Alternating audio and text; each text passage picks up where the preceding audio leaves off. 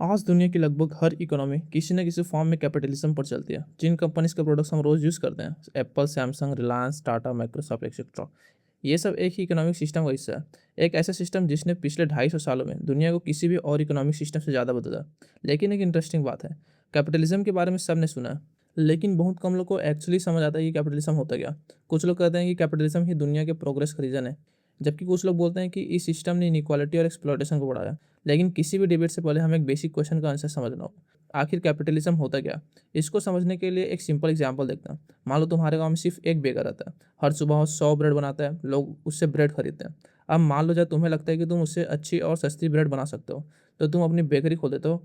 अब क्या होगा कि दोनों बेकर एक ही कस्टमर्स के लिए कम्पीट करेंगे। एक अपनी ब्रेड को और टेस्टी बनाएगा, दूसरा प्राइस कम करेगा, जबकि कोई होम डिलीवरी स्टार्ट कर देगा। और इस कंपटीशन का सबसे बड़ा फ़ायदा किसको होगा? कस्टमर्स को।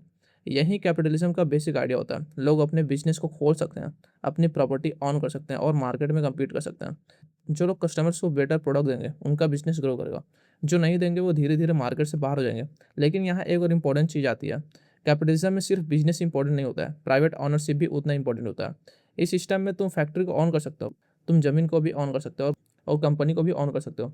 जो प्रॉफिट होगा वो तुम्हारा होगा। इसी वजह से लोग रिस्क लेते हैं, नए आइडियाज़ लाते हैं, नए टेक्नोलॉजीज़ बनाते हैं, क्योंकि अगर आइडिया सक्सेसफुल हुआ तो रिवॉर्ड भी उन्हें ही मिलेगा। इसी रिवॉर्ड को हम कहते हैं प्रॉफिट। और प्रॉफिट ही कैपिटलिज्म का इंजन है। लेकिन कैपिटलिज्म को सिर्फ प्रॉफिट समझना गलत होगा। इसका दूसरा इंजन है कंपटीशन। सोचो अगर तुम्हारे शहर में सिर्फ एक ही कंपनी होता, ना सैमसंग होता, ना एप्पल होता, ना श्योमी होता, सिर्फ एक ही कंपनी होता, क्या उस कंपनी को बेटर प्रोडक्ट बनाने की कोई भी जल्दी होता? शायद नहीं। कंपटीशन कंपनीज को मजबूर करता है कि वो हाँ अपने प्रोडक्ट्स में इंप्रूव करें।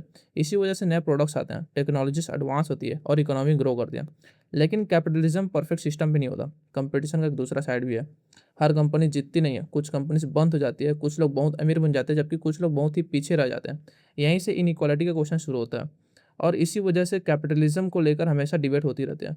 कुछ लोग बोलते हैं कि कैपिटलिज्म ने दुनिया को पहले से ज़्यादा अमीर बनाया। Industrial revolution, railways, cars, computers, internet, इन सब के पीछे प्राइवेट कंपनीज का बहुत ही बड़ा रोल रहा। दूसरी तरफ क्रिटिक्स ये कहते हैं कि इस सिस्टम ने वर्कर्स का एक्सप्लॉयटेशन किया, इनकम इनक्वालिटी को भी बढ़ाया और कई बार इसने इन्वायरमेंट को भी बहुत ही ज़्यादा नुकसान पहुंचाया। दोनों बातों में कुछ ना कुछ तो सच्चाई दिखाई देता है। इसीलिए कैपिटलिज्म को समझने के लिए सिर्फ उसके सपोर्टर्स को सुनना काफ़ी नहीं है और सिर्फ उसके क्रिटिक्स को भी सुनना काफ़ी नहीं है। सबसे पहले हमें समझना होगा कि कैपिटलिज्म आखिर होता क्या।